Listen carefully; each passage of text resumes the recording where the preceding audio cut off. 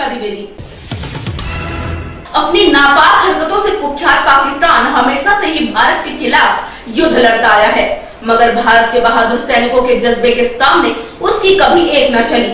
हताशा में डूबे पाकिस्तान ने 1999 में एक नापाक चाल चली और सरहद पर स्थित कारगिल की पहाड़ियों पर कब्जा कर लिया, लेकिन भारत के रणबंकुरों ने पाकिस्तान के मंसूबों पर पानी फेर दिया। कारगिल युद्ध पर हमारे चीफ एडिटर निर्दोष मोसेस की देखिए ये खास रिपोर्ट। कारगिल युद्ध, जी हां, पड़ोसी देश पाकिस्तान की नापाक हरकत। सन 1999 भारत में गर्मी की शुरुआत, लेकिन सरहद पार पड़ोसी देश एक बार फिर अपनी नापाक हरकत को दोहराने का प्रयास कर रहा था।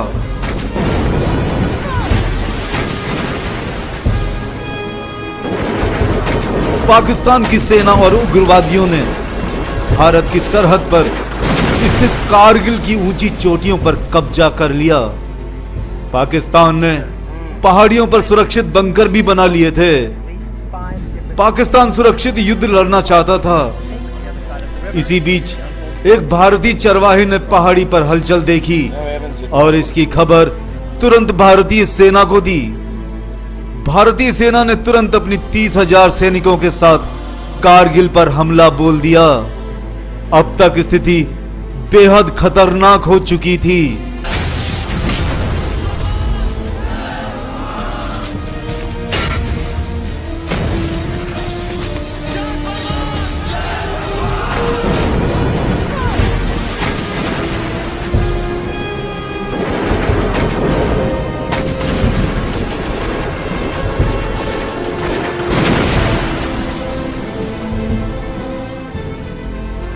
पाकिस्तानी सेना पहाड़ियों पर से हमला कर रही थी, जिससे भारतीय सेना को काफी परेशानी हो रही थी। लेकिन भारत के जांबाज सैनिक हर हालत में पाकिस्तान को धूल चटाना चाहते थे। भारतीय सेना लगातार पहाड़ियों पर कब्जा कर रही थी। इसमें भारत के तमाम जांबाज सैनिक शहीद हो रहे थे।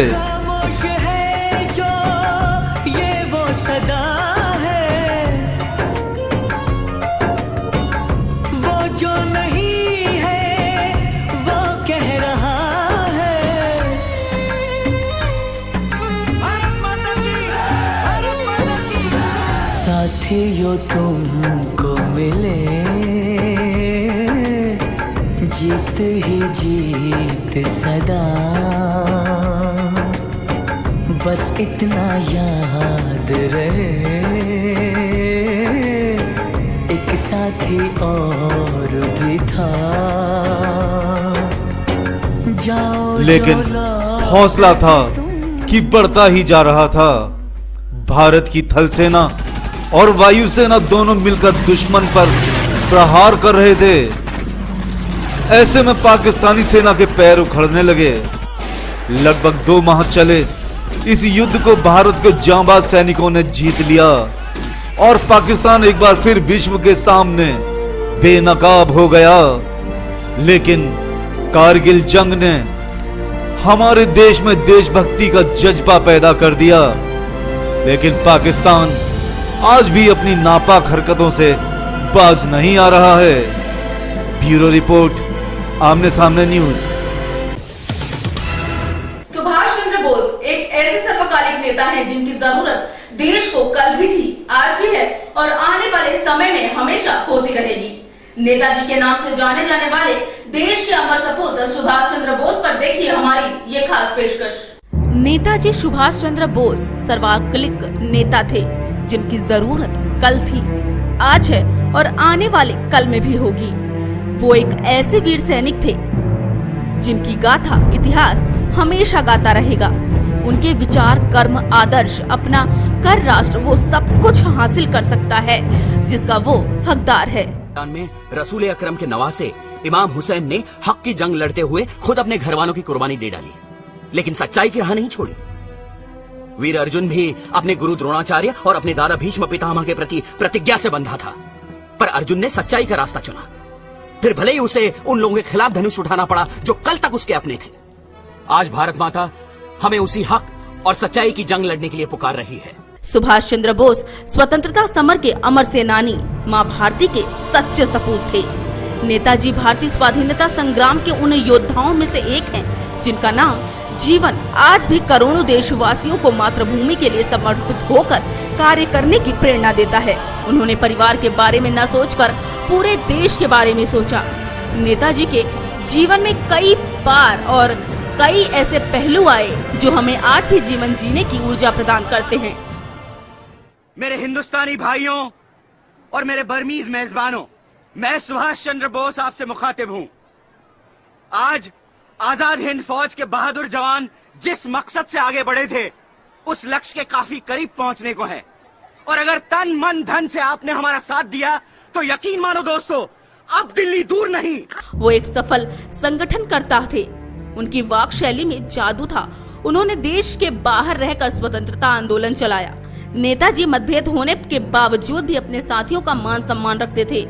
उनकी व्यापक सोच आज भी राजनीति के लिए एक सोचनीय विषय है। दिल्ली दिल्ली जाएंगे हम अपना हिंद बनाएंगे, दिल्ली दिल्ली जाएंगे हम अपना हिंद बनाएंगे। फौजी बन के रहना है, दुख दर्द मुसीबत सहना है। हम फौजी बन के रहना है, दुख दर्द मुसीबत सहना है। सुभाष का ये कहना है, चलो दिल्ली चल के रहना है। दिल्ली दिल्ली जाएंगे हम अपना हिंद बनाएंगे, दिल्ली दिल्ली जाएंगे हम अपना हिंद बनाएंगे। आपको बता दें कि इंडियन नेशनल आर्मी के संस्थापक नेताजी सुभाष चंद्र बोस की मृत्यु पर इतने वर्ष बीत गए, फिर भी आज भी उनकी मौत एक रहस्य छाया बनी हुई है। सुभाष चंद्र बोस की मृत्यु हवाई दुर्घटना में मानी जाती है। समय गुजरने के साथ ही भारत में भी अधिकांश लोग ये मानते हैं कि नेताजी की मौत ताइपे में विमान हादसे में हुई। इसके अलावा एक वर्ग ऐसा भी है जो विमान हादसे की बात को स्वीकार नहीं करता। उनके गुमशुदा होने और दुर्घटना में मारे जाने के बारे में विवाद छिड़े, लेकिन सच कभी सामने नहीं आया। खास तौर से साक्षात्कार में नेताजी सुभाष चंद्र बोस की बेटी अनीता बोस ने कहा था कि उन्हें भी इस बात का पूरा यकीन है कि उनके पिता की मौत दुर्भाग्यपूर्ण विमान हादसे में हो गई है। उन्होंने कहा कि नेताजी की मौत का सबसे बड़ा कारण विमान हादसा ही है। कमोबेश उनकी मौत विमान हादसे की वजह से मानी जाती है। इससे इतर जो बातें महज अटकल बाजी ही हो सकती है। ब्यूरो रिपोर्ट, आमने सामने न्यूज। वक्त हो चला है एक छोटे से ब्रेक का। ब्रेक के बाद देखेंगे कुछ और नई खबरें। Politics, crime, sports. अगर इन खबरों पर है आपकी बारीक नजर तो आपकी आवाज भी कर सकती है असर। बढ़ाएं अपनी आवाज का दायरा, बने आमने सामने न्यूज का हिस्सा। मेरे वतन के लोगों, जरा आंख में भर लो पानी। जो शहीद हुए हैं उनकी जरा याद करो कुर्बानी। ऐ मेरे वतन के लोगों, जरा आंख में भर लो पानी। जो शहीद हुए हैं उनकी जरा याद करो कुर्बानी। ब्रेक के बाद एक बार फिर से आपका स्वागत है। गुंडे, इशकजादे, टू स्टेट्स जैसी हिट फिल्मों से इंडस्ट्री में अपनी पहचान बनाने वाले अर्जुन कपूर कम समय में ही युवाओं के बीच काफी पॉपुलर हो गए हैं। इन दिनों अर्जुन कपूर की डिमांड उनकी फीमेल फैंस के बीच काफी बढ़ गई है। देखिए ये रिपोर्ट। मेरा राइट गाल के लेफ्ट साइड पे जो तिल है ना, उस पे दिल आ गया मेरा। मुझे रोज फॉलो करते रहता है। मैं जस्ट वांट टू किस यू। इसे काट के भगाओ। सेंटी हो के बातें भी, अरे सेंटी हो के बातें भी तू कर रहा है सेंटियाना। गुंडे, इशकजादे और टू स्टेट्स जैसी हिट फिल्मों में इंडस्ट्री में अपनी पहचान बनाने वाले अर्जुन कपूर कम समय में ही युवाओं के बीच काफी पॉपुलर हो गए हैं। इन दिनों अर्जुन की डिमांड उनकी फीमेल फैंस के बीच भी काफी बढ़ गई है।